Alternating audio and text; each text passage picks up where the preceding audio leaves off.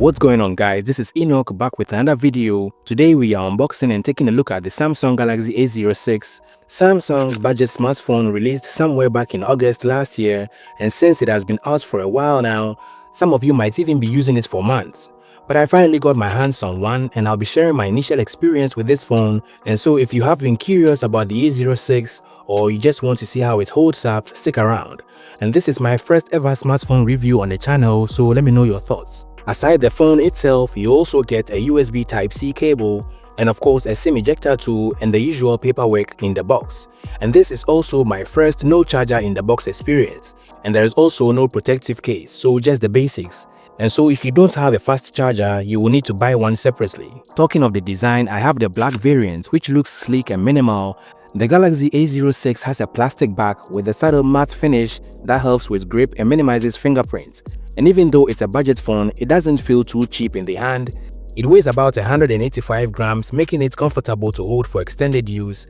On the right side, there is a power button which also doubles as a fingerprint scanner, and the volume rockers. The left side houses the dual SIM and micro SD card slots, which is great for expanding storage.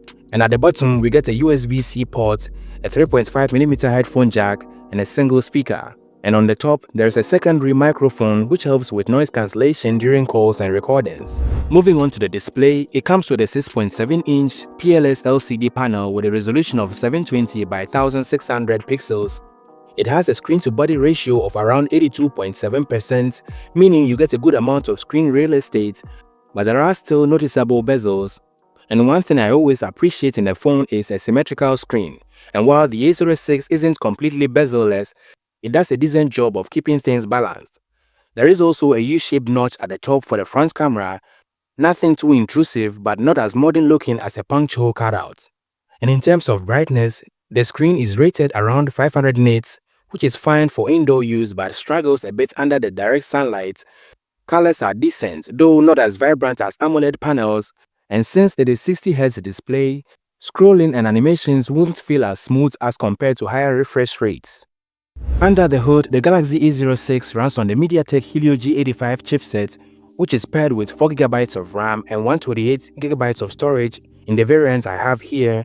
You could also get the 6GB of RAM variant and I think 125GB of internal storage, and if you need more space, you could bump the external storage up to 1TB.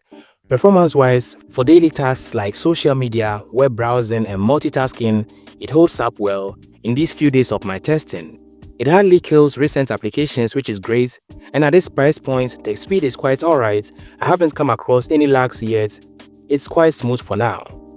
The A06 comes with a single button firing speaker, and while it gets decently loud, it lacks depth. Bass is pretty decent, and at max volume, there is little to no distortion.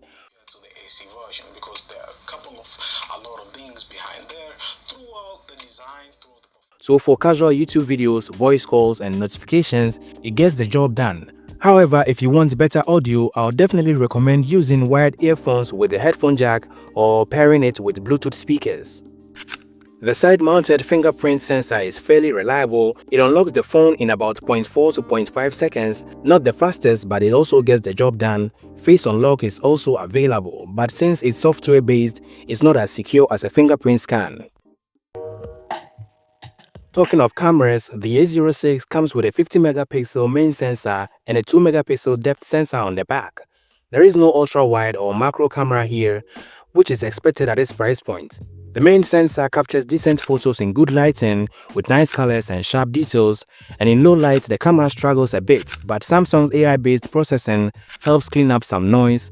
The 8MP front camera is also fine for selfies and video calls, but don't expect flagship level quality. For video recording, the A06 can shoot up to 1080p at 30 frames per second, and honestly, it wasn't so bad for a budget smartphone. The footage is decent in well-lit conditions with good color reproduction, though it lacks stabilization. And so if you are walking or recording handheld, expect some shakiness. Low-light video quality isn't great also, but for the basic video recording, it's usable. With Samsung's One UI 6.1, which is clean and easy to navigate, the A06 runs on Android 14, and Samsung has also promised 2 years of major OS updates, which means this phone will get Android 15 and 16. That is actually pretty good for a budget phone, ensuring you get new features and security patches for a decent amount of time. However, like most budget Samsung phones, it does come with some pre-installed bloatware, and the good news is, most of them can be uninstalled, so you're not stuck with unnecessary applications taking up space. With a 5000 mAh battery, you can easily get through a full day with moderate to heavy usage. It supports 25 watts fast charging, but in real-world usage, charging from 0 to 100% takes about 2 hours and 30 minutes, which is slower than you'd expect for 25 watts. Now let's talk about price. I bought my Galaxy A06 here in Ghana for $1,699, which translates to around $135 at the time of this review. However, prices may vary depending on your region, but for a budget smartphone, it's definitely on the affordable side. The Galaxy A06 delivered solid value for its price. You get a big display, a decent main camera, AI features, a reliable fingerprint sensor, and a great battery life. The speaker is just okay, the video recording is surprisingly decent for a budget smartphone, and thankfully most of the bloatware can be removed.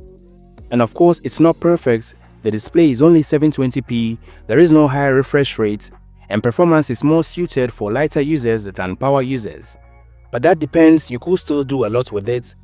And so if you're looking for an affordable phone that covers the basics well, the A06 is definitely worth considering. And since I've been able to acquire a Samsung device, you can expect more content on Samsung applications and software alongside the usual best Android applications videos I upload. And so if you're interested in that, consider subscribing to the channel and stay tuned.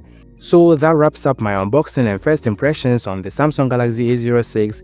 If you found this video helpful, kindly leave a like and share with your friends. And as always, thank you for watching.